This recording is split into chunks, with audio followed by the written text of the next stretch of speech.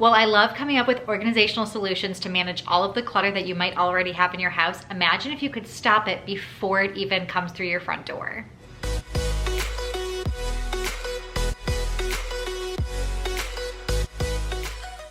I'm Sophie from Sophisticated Organization, and we're going to talk about how you can stop clutter from coming into your house in the first place. Step number one is to determine the point of origin.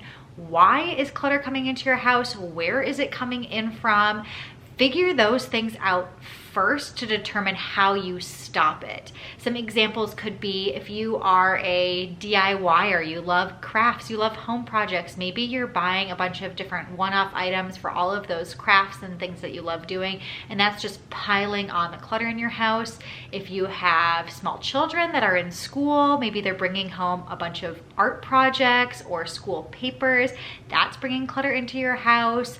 Whatever it might be, figure that out first, because that's really going to help you make the next step of figuring out how to stop it. So take, for example, your kids' artwork. Is there a way that you can digitize your kids' artwork and save things that way? There are actually quite a few different services that take kids' artwork and put them into little booklets or framed art pieces that's a little bit of a collage or something. Can you go digital, or can you unsubscribe in any way?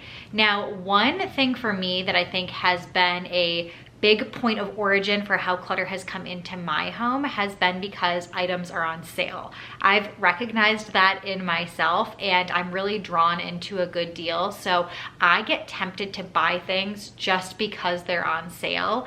And now that I've recognized that, and also recognized the fact that a lot of these sales come again and again, and I had that urge, not only because they were on sale, but just to buy that item just in case. So many of us buy things just in case you're gonna run out of it, was mostly my driving motivation. But these sales do come around again. So my idea of buying something because it was on sale and trying to get it now, and then I would just hold on to it for the time that I needed it, I could actually wait till the next time it came back on sale and buy it when I did actually need it. So that was something I realized about myself, and that might be something that you do as well, buying things just in case or buying things just because they're on sale.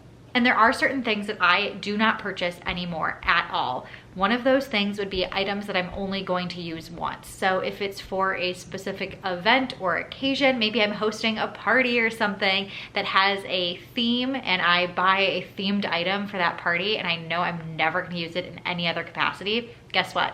I'm not gonna buy that. I'm gonna try and get as creative as possible and purchase other items, or use what I already have in my house. That's even better yet, to bring that party and that theme together without buying something that I'm only going to use once. So those items, whatever it might be, whatever the circumstances are, if you know you're only going to use it once, I would suggest you don't purchase it, don't bring it into your house.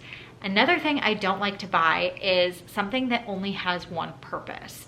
If you buy something that you know you can't use multiple ways, it's just asking for you to purchase something else, bring in even more clutter. Think of multi-use kitchen tools. I've talked about this one before. My Instant Pot, I use as both an Instant Pot and as a crock pot, and I got rid of my crock pot. I liked bringing that in because I could use it for two different functions and get rid of something else. Think about that with clothing too. If you have an article of clothing that you purchase that you can only use for one specific season and one specific occasion, or you buy it for like a special event, like we were talking about before, you're only going to use it once. Think of staple pieces that you can wear again and again in different ways, layering them through different seasons, all of that stuff. So anything that you can only use in one way is asking to bring in more clutter. The other thing that I don't purchase and make sure I never bring in my house is something that I don't have storage space for. In general, if I'm buying a big bulky item and I don't have a place to store it, I don't want to bring it into my house. But I also think through even further than that, not just large items, but small individual items. If I don't have a particular place that I know where I'm going to put it, I'm not gonna bring it into my house. So think about the storage and think about how much space it's going to take up in your house before you make that purchase. A common phrase you can repeat to yourself as you are shopping or thinking about bringing something else into your house is quality over quantity. I cannot emphasize how important that phrase is and the implications of fully understanding it and focusing on those quality items, staple pieces that have longevity, they stand the test of time, over buying a bunch of things that are maybe less expensive. It goes back to my comment earlier about buying things that are on sale or buying things because they're cheap maybe. Those things sometimes don't stand up. I can't broad stroke generalize that completely. There are items that you don't need to go waste your money and buy something super expensive. There is sometimes a less expensive alternative that lasts just as long and is just the same quality. But in general, focus on things that you know are going to be durable. They're timeless pieces. I think about that in every single aspect of whatever I'm bringing into my house. So whether it's furniture, I have started focusing on buying a little bit higher quality pieces. Again, that doesn't mean you need to buy the most expensive furniture out there, but something that you know is going to be sturdy and hold up is probably a better alternative to something that's a little bit cheaper and flimsy. I will also say I focus on that when it comes to clothing. We don't wear all of our clothing. No one does. All of us have tons of clothing in our closet that just sits there. So I would rather have higher quality pieces that I know they're going to last me years and years. They're going to be in style in a few years from now.